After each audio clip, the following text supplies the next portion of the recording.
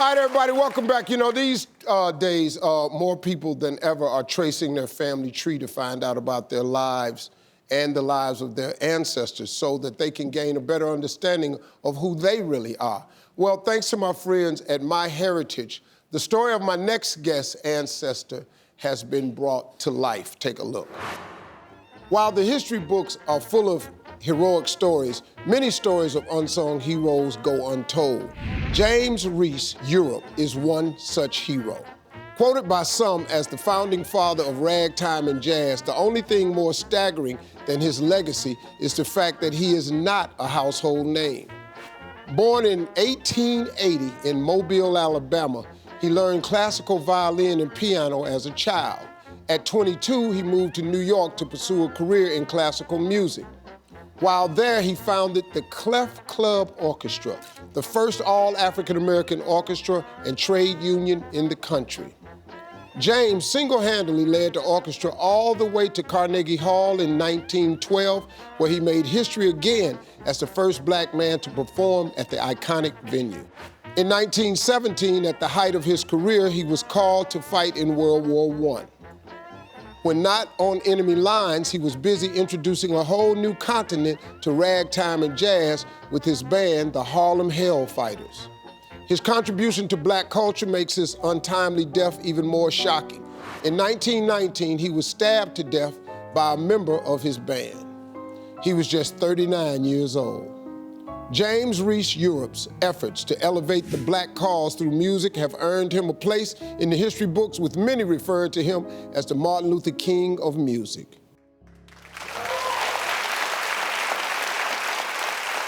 Well, everybody, please welcome the great-grandson of James Reese Europe, Robert F. Europe. How you doing, man? Good, Steve. Thanks for having me on. So, Robert, now, before MyHeritage, how much did you know about your great-grandfather's legacy? My father, James, who unfortunately he couldn't be here today, he always encouraged us to learn as much as we could about the man. But just to kind of gauge the sheer impact that my great-grandfather had on culture, it's kind of hard to comprehend. I mean, I know mostly about his big exploits as far as bringing jazz to France, but you know, the finer details of his life, my knowledge gets a little sketchy, so I'm excited. Yeah, so joining us now is our geneticist and family tree expert, Nathan Pearson. All right, Nathan, welcome back to the show. I know that you've partnered up with MyHeritage on this. How can you help people like Robert connect with their family history? So for our families, we have kind of two ways of looking back into the family past and seeing those details that you're craving to see, Robert. And those are the DNA that's within us, and then also the lore and the records that that we share outside that we share in families and in the paper trail.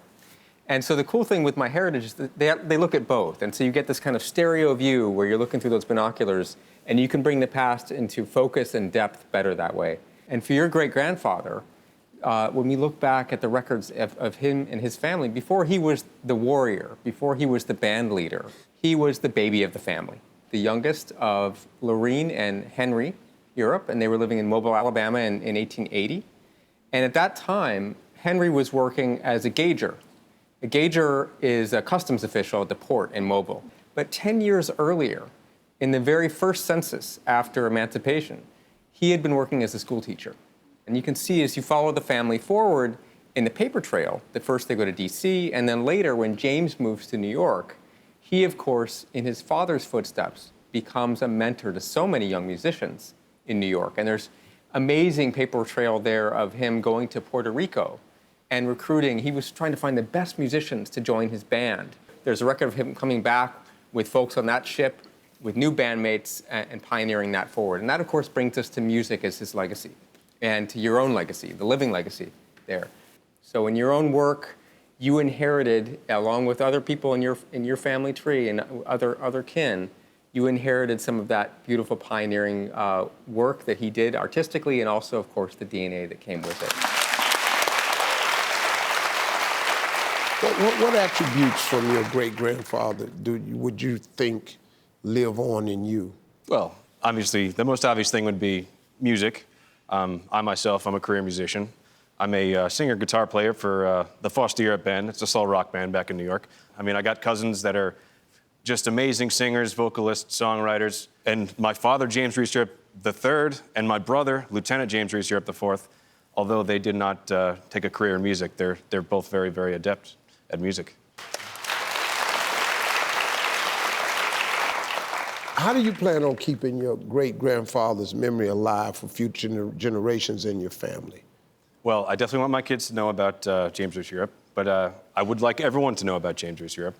That's why my family and I, we've actually been involved in this thing called the 369th Experience. They actually recreated the 369th Harlem Hellfighters, and all the musicians are made up of musicians from local HBCUs, and they tour around the country. I mean, they're an incredible band, and they tour around the country, and they play my great-grandfather's music. Thank you for joining us today, man. On behalf of everybody, thank you, Steve, and thank you, MyHeritage, for bringing us on. That's really cool, man, to learn it like that.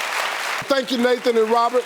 Hey, for all of you at home, you too can make amazing family history discoveries. Just head over to myheritage.com, and right now, if you use the coupon code STEVE50, you'll get 50% off their complete subscription.